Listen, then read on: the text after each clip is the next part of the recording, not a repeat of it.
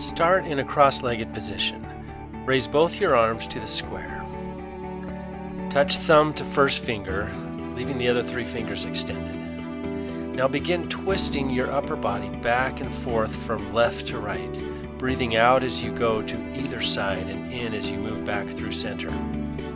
Allow your head and neck to twist with your body so the whole upper body is moving as one unit, twisting at the waist.